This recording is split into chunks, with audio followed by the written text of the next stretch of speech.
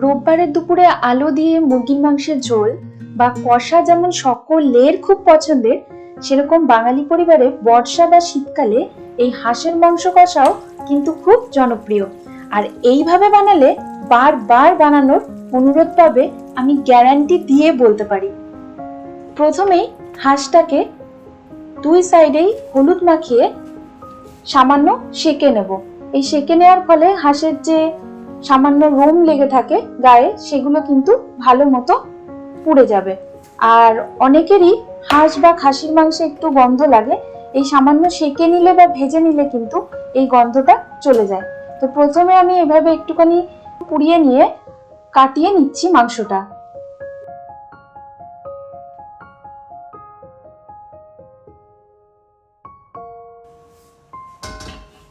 এরপরে কড়াইয়ের মধ্যে সামান্য সর্ষের তেল দিচ্ছি, আর সর্ষের তেল দিয়ে এভাবে ডুমু ডুমু করে কয়েকটা আলু ভেজে নেব। তবে হাঁসের মাংস থেকে কিন্তু চর্বি থাকার জন্য অনেকটা তেল পরে রিলিজ হয়, এর জন্য খুব কম তেলে কিন্তু প্রথমে রান্নাটা করতে হবে। আলুর মধ্যে 1 পিঞ্চ মতো হলুদ আর লবণ দিয়ে হালকা করে জাস্ট এটা ফ্রাই করে নিচ্ছি।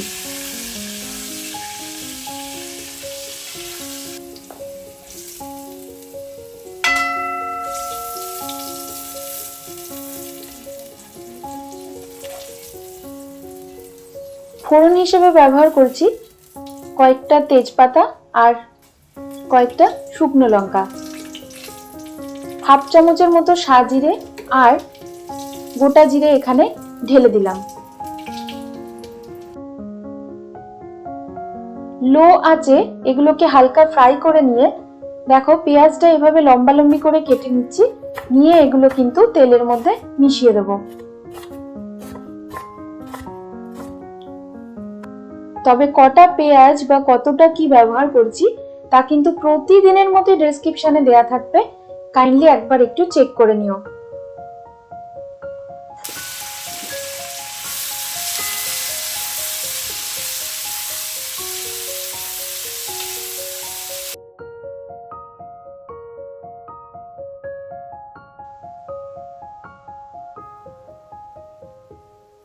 আবার একটু হালকা 2 থেকে 4 মিনিটের মধ্যে নাড়িয়ে দেব।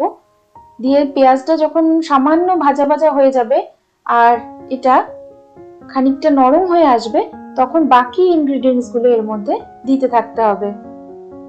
2 চামচের মতো রসুন এখানে ঢেলে দিলাম, আর অ্যাড করছি 1 চামচের মতো আদা পেস্টও। এখানে রসুনটা বেশি দেওয়ার কারণই হচ্ছে, রসুন কিন্তু বেশি দিলে এখানে যে মাংসের যে গন্ধ থাকে ওটা দেখবে অনেকটাই কিন্তু চলে যাবে, এই কারণে রসুনের পেস্টটা একটুখানি বেশি রেখেছি।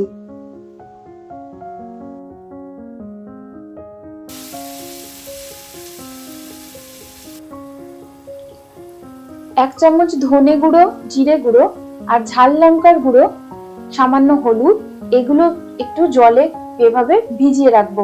কারণ এভাবে ড্রাই মশলা যদি একদম কড়াইতে দিয়ে দেওয়া হয় অনেক সময় পুড়ে যেতে পারে, তার জন্য এভাবে জলে ভিজিয়ে এই মিশ্রণটাকে ব্যবহার করব। অনেকেরই হাঁসের মাংস থেকে একটু গন্ধ লাগে, তবে এইভাবে পুড়িয়ে নিয়ে বা মাংসটাকে যদি আগে একবার তেলে একটু ভেজে নেওয়া যায়, তাহলে দেখবে কোনো রকম গন্ধই কিন্তু আর থাকবে না।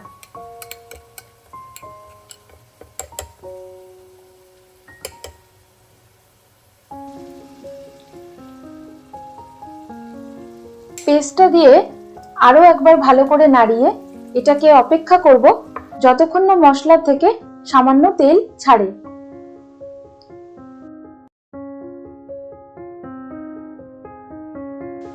দেখো সাইড থেকে হালকা তেল বেরিয়ে গেছে, এই সময় ফেটিয়ে রাখা টক দই দিয়ে দিলাম।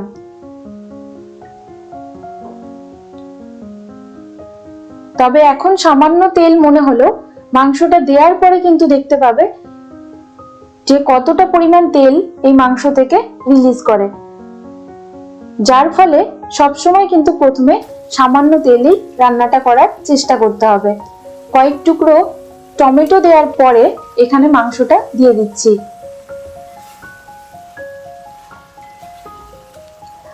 আর মাংসটা দিয়ে মোটামুটি 20 থেকে 30 মিনিট মতো কিন্তু ভালো করে নাড়িয়ে মিডিয়াম টু লো আঁচে এটাকে কষাতে থাকবো। যতক্ষণ না এই মাংসের থেকে পুরোপুরি ফ্যাটটা রিলিজ করে।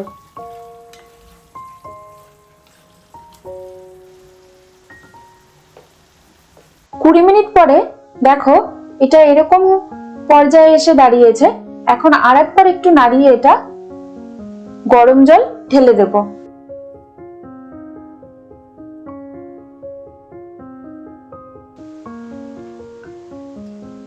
দেখো কতটা তেল চারিদিকে বেরিয়ে এসছে।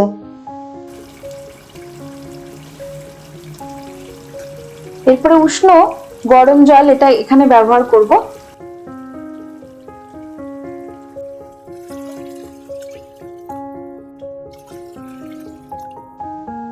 সামান্য কাশ্মীরি লঙ্কার গুঁড়ো এখানে দিয়ে দিলাম, আর কেটে রাখা আলুগুলো এখানে অ্যাড করে দিচ্ছি। তবে জলের পরিমাণটা কম বেশি হতে পারে, পরে প্রয়োজন হলে আরো উষ্ণ গরম জল কিন্তু ব্যবহার করে আবার ফুটিয়ে নিতে হবে, যতক্ষণ না এটা সেদ্ধ হয়। কারণ এই হাঁসের মাংস যদি বেশি পুরনো হয়, দোকানে অনেক দিন এনে রাখা থাকলে সেই মাংস কিন্তু সেদ্ধ হতে বেশি সময় লাগে, যেটা সদ্য টাটকা মাংসের ক্ষেত্রে কিন্তু কম সময় লাগে। ঘি অ্যাড করে কয়েকটা কাঁচা লঙ্কা দিয়ে এভাবে উপর থেকে খানিকটা শাহি গরম মশলা ছড়িয়ে দিচ্ছি।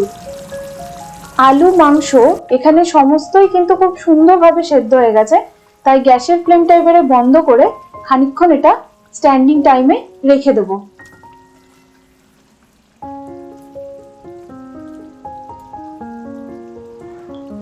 দেখতেই পারছো কত সুন্দরভাবে এটা কিন্তু সুসিদ্ধ হয়েছে। মাংস তার সাথে আলুও কিন্তু খুব সুন্দরভাবে এখানে সেদ্ধ হয়ে গেছে।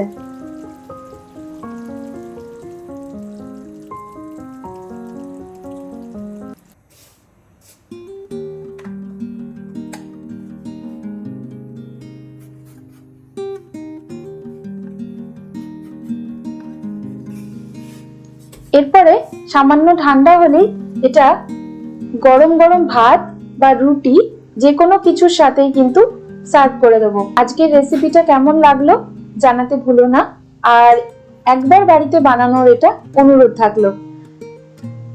দেখা হবে আবার একটা পরের ভিডিওয়। তবে যারা পুরনো বন্ধু ছিলে তাদেরকে অনেক অনেক ভালোবাসা, ধন্যবাদ এই চ্যানেলে যুক্ত হয়ে থাকার জন্য। আর যারা নতুন বন্ধু যুক্ত হয়েছে তাদেরকে অনেক অনেক ধন্যবাদ। দেখা হবে খুব শিগগিরই পরের একটা ভিডিওয়ে।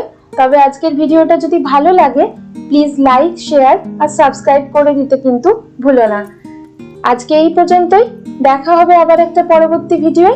ততক্ষণ সবাই খুব সুস্থ থেকো, ভালো থেকো। Till then, tata.